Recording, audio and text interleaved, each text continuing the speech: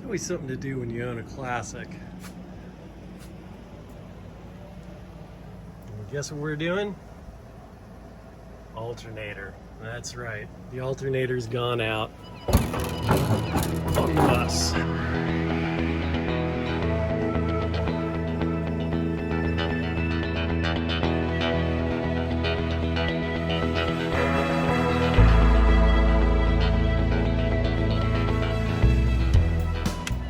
Gonna get a new alternator today. Hey, one nice thing about having a Type 2 Lake Bay with a Type 1 motor in it sure makes it easy to work on. It's got this really great access port on the top of the motor. Move that out of the way. Just pop this open, pull it out of the way. You got access to the top of the motor. We're going to be able to pull that fan shroud right out. Getting things out of the way here. Get the coil off. Took off the air cleaner. Got everything disconnected off of the alternator. So we've got one nut down on this side. We have another nut on this side. This one looks like it may already be loosened for us. That's kind of great. We have one less nut to loosen up. Then on the back, we have to pull the cable for the throttle. And then this was put on back here. Look at that, it's got a screw in it. So I'm gonna have to grab my shorty screwdriver and get that out. And it's interesting, this looks like it's actually tacked together. Looks like somebody actually put a couple of tack welds on there and formed it together. That's really interesting the way that's done. Boy, it's getting hot here in Florida already. It's about 7:30 in the morning and I am just sweating like mad already doing this. Thank you. Jareth out here with me again today. He's a good helper. Finding parts. So I'm gonna get the fan shroud taken apart. Get that alternator out of there. So the fan had been scuffing and rubbing inside. You can see it's got a pretty good wear mark on it from where it was rubbing inside. You can also see on the backing plate there where it was rubbing pretty good. So I'll say that should have been shimmed a little better, and I don't know why it wasn't, but it is what it is. We're gonna make it good now. Got a cleaner, newer fan we're gonna stick on the new alternator. It's the older alternator. I gotta get the new one out of the box and get everything assembled, and we're gonna shim it and see if we can get it to not rub. Alright, so get this bolts off the back of the new alternator. We got to swap out some parts from the old alternator. You got to get the Woodruff keys off the alternator and put them onto the new alternator. Do not leave those behind or you will not be able to get your parts bolted on. They'll just spin forever and ever and ever. Just nobody wants that. So also when you're assembling, want to make sure that the air duct on the bottom of this is facing down. That goes towards the bottom of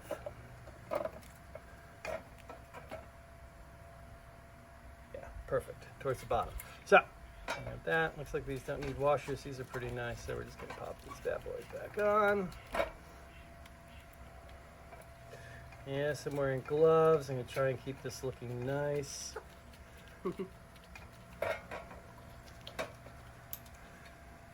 This will eventually end up in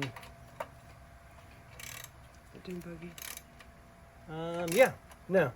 No? I think it eventually wind up back in the bus. This one will wind up back in the bus. The other one will wind up in the dune buggy. Oh, the dune buggy's got the dune buggy's got a generator, so that'll be, yeah, that'll stay with the generator. I don't think we're gonna swap that back in. So, never mind me. Plate, yeah, backing plate is on.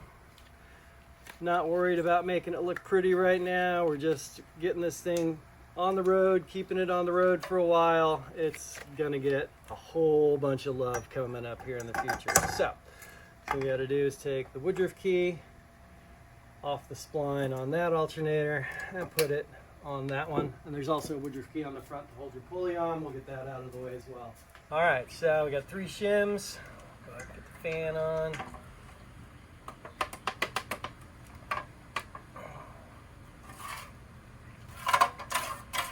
That is definitely still dragging, so pop that off. Boy, that all fits nice and tight though. Well, maybe too tight. No.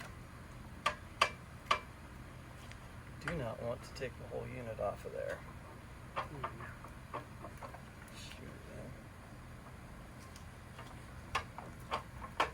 There we go. Okay, so that was 3 shims. We had 4. That's 4 shims, and we found some more shims. I think I found about half a dozen. Let's do 5 shims. Let's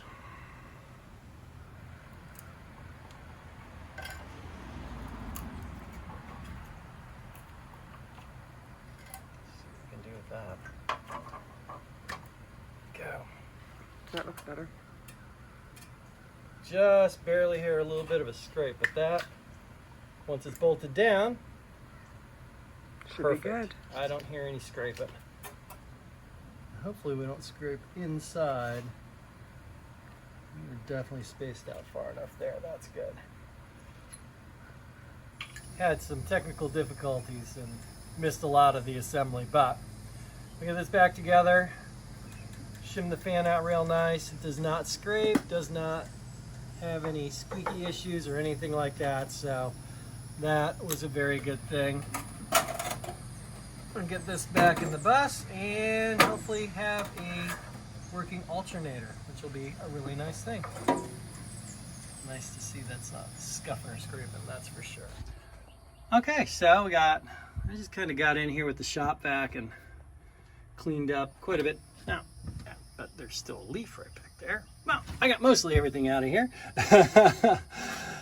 Anything that's going to get sucked into the fan, I kind of got vacuumed up. This is,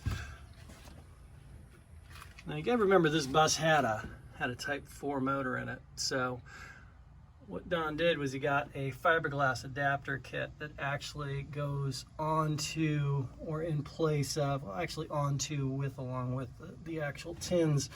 You can see the factory tin straight below us. Then if we look back here, this is a big fiberglass piece that fills in the remainder of the gap on the motor and keeps the engine compartment sealed off. We'll be utilizing that as well when we put the big motor out of the 63 into the bus. So we're gonna get this down in there, get the fan shroud back in, have my helpful assistant help me get the throttle cable through while we drop that down. You see this has got a Redline rebuild carburetor. This carburetor is actually a really nice rebuild from Redline. Pretty cool. I didn't know they actually rebuilt these 30 picks, but it is a 34 pick 3 that's been rebuilt by Redline. Pretty cool. Definitely better than the MP setups that are out there. Okay, anyway, getting sidetracked. Let me grab the fan and try and get that finagled in, and we'll get you some.